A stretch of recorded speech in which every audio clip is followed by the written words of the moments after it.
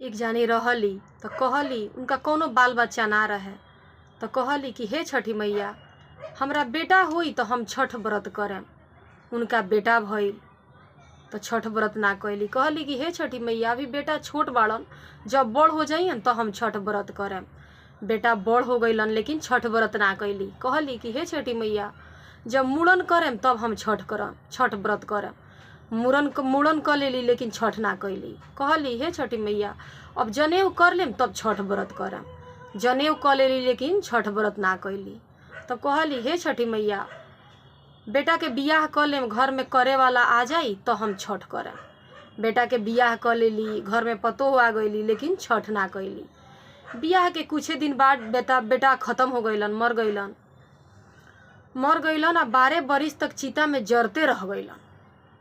अभी सास ननद बेटी मतारी मिल के पतोह के मारे लोग, गरियावे लोग रोज नियम से कि ई कुलक्षणी बिया, एकरा पौरा में लक्षण नइखे, आवते आवते हमरा बेटा के खा गईल, हमारे एकरे वजह से बेटा मर गईलन और अभी ले चिता में 12 बरिस से जरते बाड़न। यही एक दिन ज़्यादा मरले पिटले गाड़ी फैजा देले रहे लोग। पतोहिया सोचलक कि ई लोग रोज रोज मारते पिटते बा लोग, हमरा के गाड़िए देता लोग, उ तो चिता में जरते बाड़न, हमहू जाते नहीं चिता में कूद के अपन जान दे दे, मर जाए। जिंदा बानी तब नु रोज रोज के कलेश बा, मर जाम तो रोज रोज के कलेश नानू रही। इहे सोच के बेचारो गईली, घाट पर गईली, जैसे चिता में कूदतारी तैसे मालिक कहत रहन हाँ हाँ ई का करतारू। तो कहली कि राउर ऐसन हाल हो गईल, हमरा के रोज रोज राउर माई बहिन मारता लोग, गाड़ी फैजा देता लोग कि एकरा पौरा में लक्षण नहीं के, आइल भी आवते आवते हमरा बेटा के खा गईल आ अभी ले हमार बेटा 12 बरिस से चिता में जरता रहन। तो मालिक कहलन कि तहार एमे कौनो गलती नहीं है, एमे माई के गलती बा। माई कहल कि बेटा होई तो हम छठ व्रत करें, हम हो गए नी लेकिन छठ ना कैलक आ अभी ले ना कैलक, ओकरे पाप के हम भुगततानी, ओकरे पाप के दंड हम भुगततानी। तो कहली कि मालिक से तब हम का करी, हम कहाँ जाई बताई रहुआ हमरा के। तो रुआ तू कहीं मत जा, यही जे हम घर बनाए तनी मड़ई के, यही जे तू रहिया। तो कहली ठीक बा बना दी, हम यही जे रहेम। तो मालिक का कैलन ओई जे मड़ई के घर बना देलन। ई लगली रहे, दिन भर अपन चिता में रहस, रात के आवस बोलस बतियास मेहरारू के लगे रहस। यही करते करते कुछ दिन बीतल। कुछ दिन बीतला के बाद अब मेहरारू के लइका रहे लागल।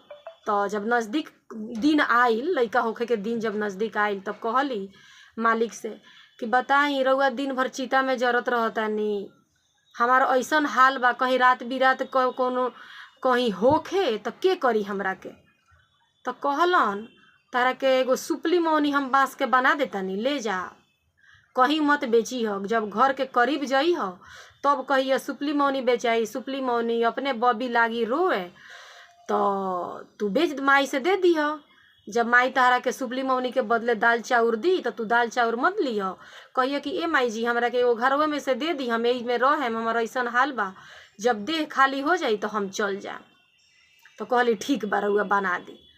तो मालिक बना देलन सुपली मौनी बना देलन। कहीं ना बेचली, जब अपना ससुरा के लगे अली, 1-2 घर औरी रहे तो कह लगली चिल्लाए सुपली मौनी बेचाई, सुपली मौनी। तो इनकर नंदी लागल रोए कि सुपली मौनी की नमाई, सुपली मौनी की नमाई। तो सुपली मौनी कीन देली। तो सुपली मौनी कीन देली तो दाल चाउर लिएली एकरा के देवे। तो कहलक ए माई जी सुननी है कि राउर बेटा के मने मर गईल ना, 12 बरिस से चिता में जरतारन। तो हाँ ये बात सही है। तो माई जी राउर पतोह रहली उ का भइली। तो ई कहली सास कहली कि हाँ बेटा के उ हाल हो गईल, सनक गईली, पागल होके घर से निकल गईली, उनकर कोनो आता पता नहीं है। तो तब ई कहली कि ए माई जी दाल चाउर रख लिया रउआ, हमारा ऐसन हाल बा, अपना हेतना बड़का राउर घर बा, एगो घरवे में से हमरा के दे दी कि हम रही, हमारा जब देह खाली हो जाई तो हम चल जाए। तो कहली कि अच्छा ठीक बात ए माई जी रउआ अपना पतोहवे वाला घरवा हमरा के देम। तो कहली ठीक बा चल ना, बहरिया सोहरिया रहिया। तो कहली चली ठीक बा। अली बूढ़ियो अपना पतोह के घर खोल देली। बेचारी दिन भर झाड़ू पोछा कैलक, बाहर सोहार घर झाड़ बाहर कैलक। शाम के ओकरा दर्द भइल, शाम के लइका भइल त बेटा भइल, शाम के भइल त बेटा भइल। मालिक अइलन रात के। पहिले में नु चमैन लोग साथई सुतत रहलक हलो, कोहबर में साथई रही लोग, सोहरी में साथई रही लोग, चमैन लोग सुती लोग साथई। त बेटा अइलन, कहलन मेहरारू से सुतल बाड़ू की जागल? तो जागले नु बानी, आई ना। गइलन, बोलन बतियलन, रात भर रहलन, फल मूल ली आइल रहलन, देलन कि खइह। पूछलन माई तेल लगैलक हिय बबुआ के माई प्यार दुलार कैलक हिय? तो हाँ कैनी ह। अब वो जे चमैन रहली तो सुन लेली। अब हो बिहान भइला, इनका से बूढ़ियों से कहली हे राउर बेटा आई रहनी ह, हैंगा मेहरारू से बोलनी है, बतियनी है, पूछत रहनी है कि माई बबुआ के प्यार दुलार कैलक हिय, तेल ओल लगैलक हिय।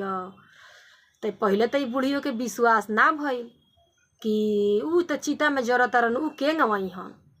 लेकिन महारानी के बार बार कहला से विश्वास हो गल। तो कहली हमरा के तू देखबू? तो हाँ रउआ के देखाए।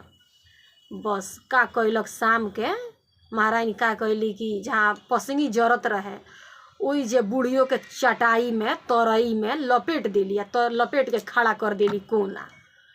अब शाम भइल तो फिर बेटा अइलन, सुतल बाड़ू कि जागल बाड़ू हो? तो जागले नु बानी, आई ना। रात भर बोलन बतियलन। जब भोर भइल, जब जाए लगलन तो मतारी धैली भर पाजा के गोड़ छान लेली, लगली रोए बेटा के।